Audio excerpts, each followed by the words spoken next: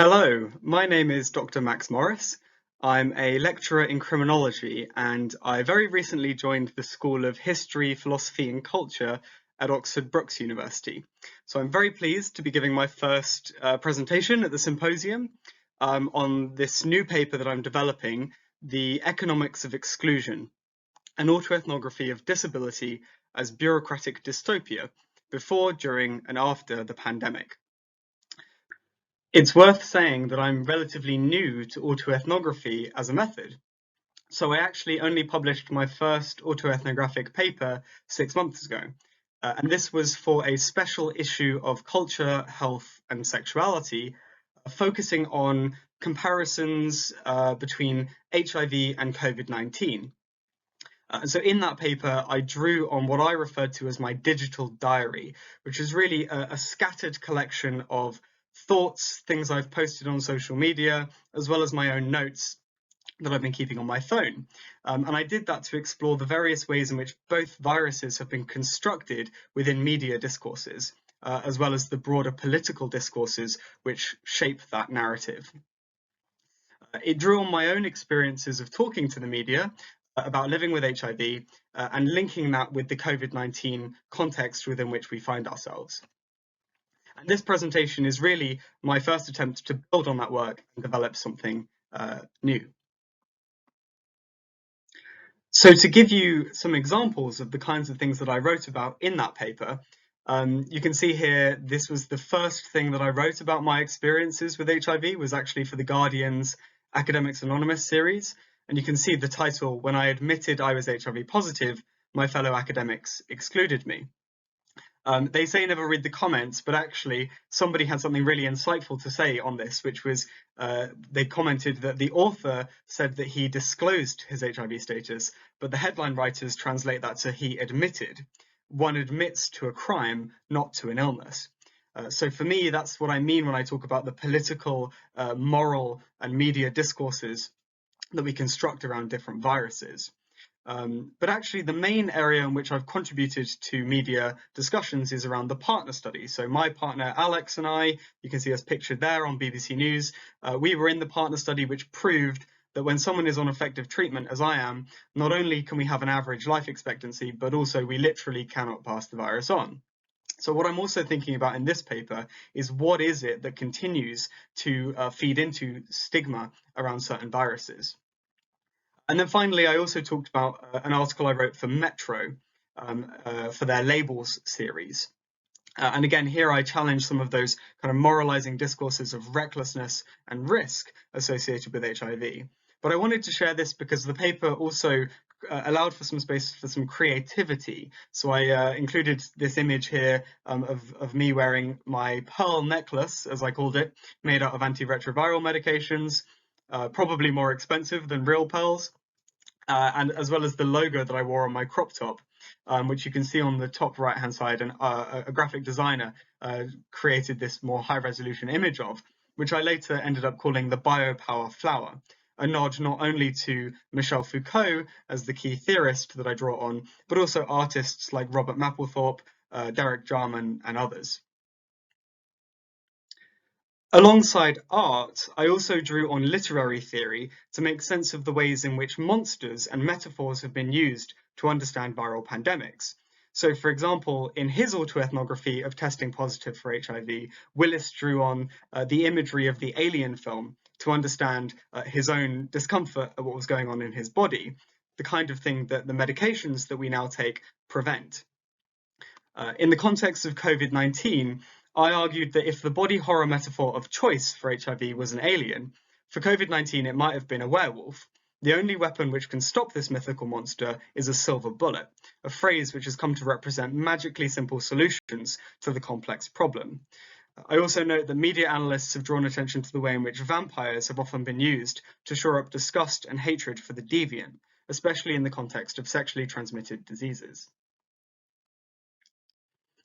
I went on to say that in my own imagination, I have tended to picture them, meaning people, other people, usually couples holding hands on the street, heteronormative families occupying public spaces, as zombies rather than werewolves.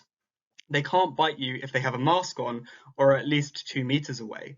Watching a science fiction comedy film with Alex, I also wrote, my favourite part in apocalyptic satire is when the character's political ideology changes in the face of a catastrophe. It speaks to the absurdity of doing things normally in a crisis.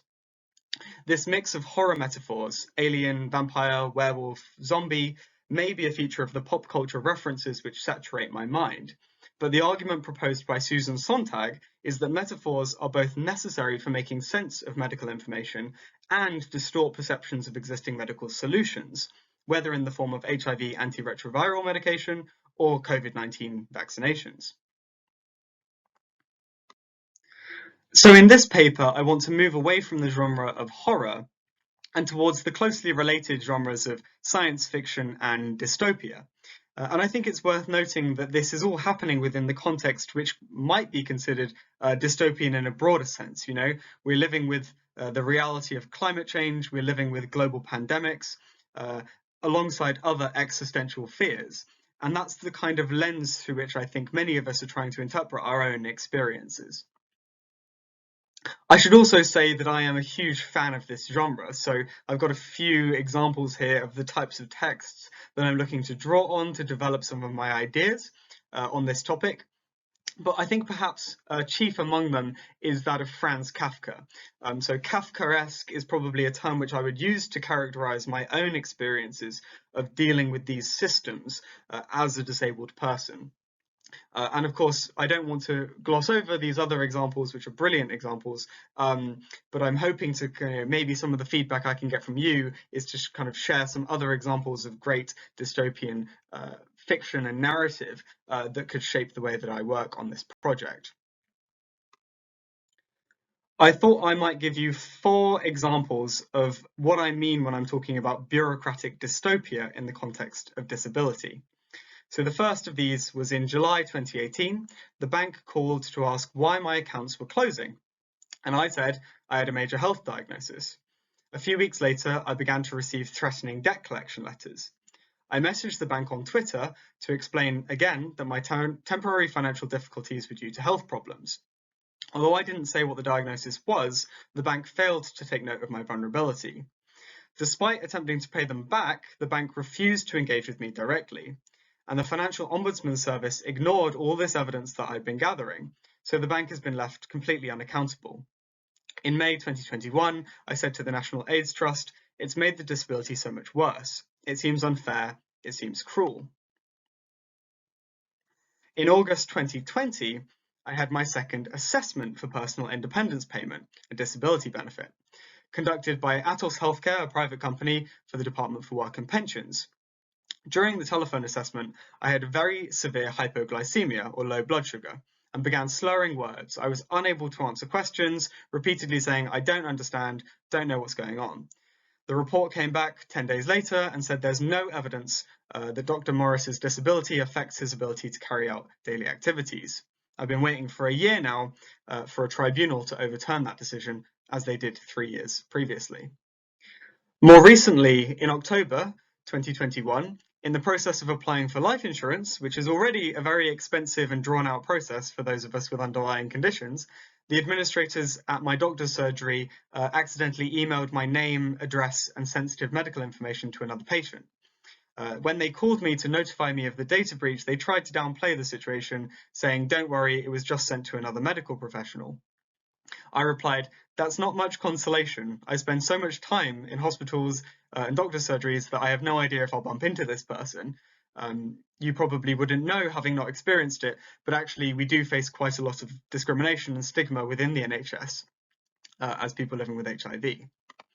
And then in November 2021, I was called by an occupational health assessor to determine whether it was safe or not for me to return to campus in the context of COVID-19 as someone who's clinically extremely vulnerable. Given my previous experiences, I was pretty anxious and not very hopeful about the situation. But at one point during the conversation, the assessor said, you can't avoid going back to work forever. People on the front line have to. And I replied, you mean people working in hospitals, where I spend a significant amount of time given my conditions?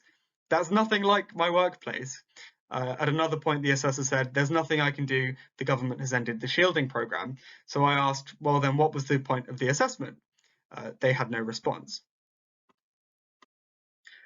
As you can see, all rather Kafkaesque. But I want to go beyond just venting about my own experiences of dealing with bureaucracy and try to theorize some of these experiences in more depth. As one of the bank employees said to me over the phone, it's a bureaucratic thing. Process is king. So how can we unpack that? Well, I think David Graeber's understanding of bureaucracy as a form of structural stupidity is a really interesting way to go about this. At a more serious and ethical level, I also think Hannah Arendt's writing on the banality of evil could be relevant. And I don't say that lightly. An increasing number of disability activists have referred to the UK government's approach as being a form of eugenics, especially in the context of COVID-19. Alex, who I've mentioned previously, has also written about this using the language of administrative violence.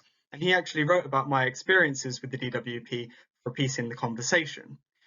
And it's also worth saying that overall, I framed this research within the social model of disability. That is to say that it's not really about our bodily differences or impairments. It's about the ways in which society creates disability through putting barriers in the way of disabled people. And perhaps there's time for a systems model of disability where these systems and structures, which take up way more time, emotional energy, and cause a lot more harm than the conditions themselves, could be brought into closer scrutiny.